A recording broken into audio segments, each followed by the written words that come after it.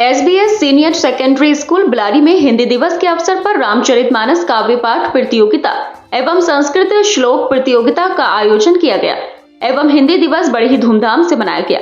इस अवसर पर रामचरितमानस काव्य पाठ एवं संस्कृत श्लोक वाचन प्रतियोगिता आयोजित कराई गई। इस कार्यक्रम का शुभारंभ विद्यालय के प्रधानाचार्य संयोग वशिष्ठ द्वारा विद्यादायिनी मां सरस्वती के समक्ष दीप प्रज्वलन के साथ किया गया। रामचरितमानस काव्य पाठ कक्षा 6, 7 और 8 के विद्यार्थियों द्वारा किया गया, जबकि कक्षा 7 व 8 के विद्यार्थियों ने संस्कृत श्लोक का वचन भी किया। कक्षा 12 के बच्चों ने हिंदी की सिलेबस प्रतियोगिता की, जिसमें कक्षा 1 ए से लावण्या प्रथम व रजब रजा द्वितीय स्थान पर रहे। कक्षा 1 बी से अली जोहान पहले स्थान पर और इति आर्या दूसरे स्थान पर रही। कक्षा 2 ए से अजहान प्रथम और आयुष्मान द्वितीय रहे। कक्षा 2 बी से शबी जहरा प्रथम और श्रेष्ठ लाथर द्वितीय स्थान पर रहे।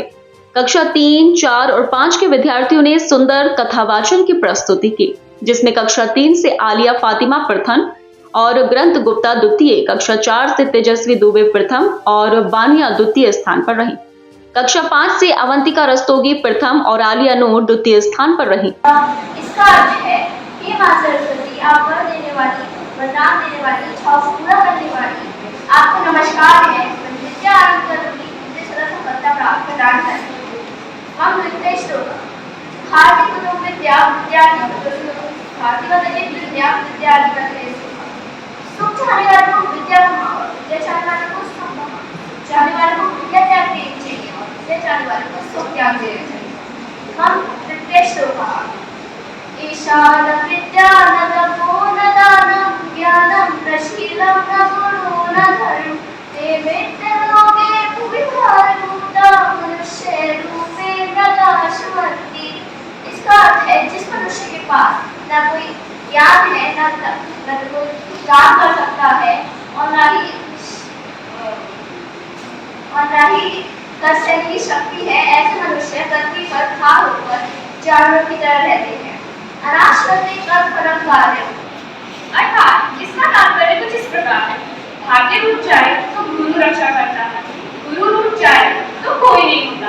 गुरु ही रक्षक है, गुरु ही रक्षक है, गुरु ही रक्षक है, इसमें कोई संदेह नहीं। हमारा दूसरा श्लोक कुछ इस प्रकार है। ओमे गयसी माता स्वर्गादुच्चृता जननी जन्मभूमिश्च स्वर्गादपि गरीयसी। अर्थात इसका तात्पर्य कुछ इस प्रकार है। भूमि से श्रेष्ठ माता है, स्वर्ग से ऊंचे पिता है, माता और मातृभूमि स्वर्ग से भी श्रेष्ठ है। हमारा तीसरा श्लोक कुछ इस प्रकार है। वाशांशी जीर्णानि यथा विहाय नवानि गृह्णाति नरोपराणि। आज आपके सामने संस्कृत के कुछ श्लोक प्रस्तुत करने जा रहे हैं, जो कि कुछ इस प्रकार है। नास्ति विद्या समं चक्षु, नास्ति सत्ये समं तपः, नास्ति प्राक् समं दुःखं, नास्ति त्याग समं सुखम्। अर्थात इसका अर्थ यह है कि विद्या के समान कोई आग नहीं, सत्य के समान कोई तपस्या नहीं, आसक्ति के समान कोई दुख नहीं है और त्याग के समान कोई सुख नहीं। मेरा दूसरा श्लोक कुछ इस प्रकार है। उद्वेलिनी सिद्ध्यति कार्यादीना मनोरथे नाहि सुप्तत्यस्य विशन्ति मुखे मृगा। अर्थात जिस प्रकार सोच में सीखे हुए मृग अवसान में प्रवेश नहीं करता है, उसी प्रकार अगर हम केवल इच्छा करेंगे और अपने कार्य को पूर्ण नहीं करेंगे तो हमें सफलता प्राप्त नहीं होगी। हमें अपने कार्य को सिद्ध करने के लिए मेहनत करनी। आज मैं आप सभी की समझ वेदव्यास जी द्वारा लिखी गई श्रीमद् भगवद गीता और कुछ अन्य श्लोक प्रकट करने जा रही हूँ। मेरा प्रथम श्लोक कुछ इस प्रकार है। एवं विगायत्या वित्ता भवरो मुखे कर्मजान वेदगीतान् सर्वान् एवं ज्ञात्वा विमोक्ष्यति। अर्थात ये विभिन्न प्रकार के यज्ञ वे समझते हैं और ये विभिन्न प्रकार के कर्मों से उत्पन्न होते हैं। इसे इस पुस्तकों में जानने पर तो मुक्त हो जाओगे। तात्पर्य यह है कि श्री कृष्ण कहते हैं कि विभिन्न प्रकार के कर्मों को ही यज्ञ कहा जाता है और जो कर्मों को यज्ञ समझ लेता है वो कर्म बंधन से मुक्त हो जाता है। मेरा दूसरे श्लोक इस प्रकार है। अच्युतम केशवम राम नारायणम रामचरित काव्य पाठ प्रतियोगिता में कक्षा 6 से समृद्धि दुबे और वहिष्ठ जहरा प्रथम, कक्षा 7 से हर्षिता चौधरी और शिवांशी रस्तोगी प्रथम और कक्षा 8 से प्रतिज्ञा चौधरी और समृद्धि गुप्ता प्रथम रही। संस्कृत श्लोक वचन में कक्षा 7 से वंशिका वर्मा प्रथम और कक्षा 8 से खुशी जैन प्रथम रही।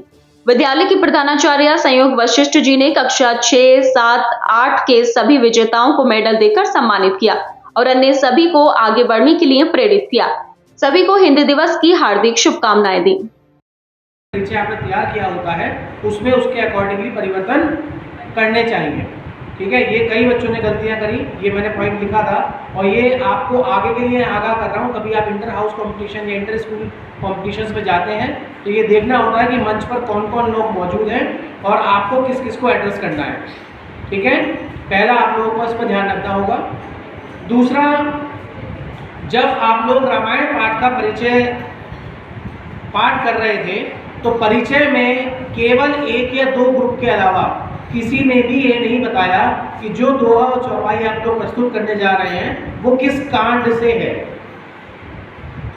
कुछ स्टूडेंट्स ने बताया, ठीक है, अधिकतर आप लोगों ने सुंदर कांड के दोहे और चौपाई ली, किसी ने बाल कांड की ली, लेकिन केवल 1-2 ग्रुप के अलावा ये आप लोगों ने नहीं बताया। परिचय में आप लोगों को पूरा परिचय देना होता है कि ये किस कांड से ली गई है और कौन सा दोहा नंबर है। ठीक है, इस चीज़ का आप लोग आगे से ध्यान रखेंगे।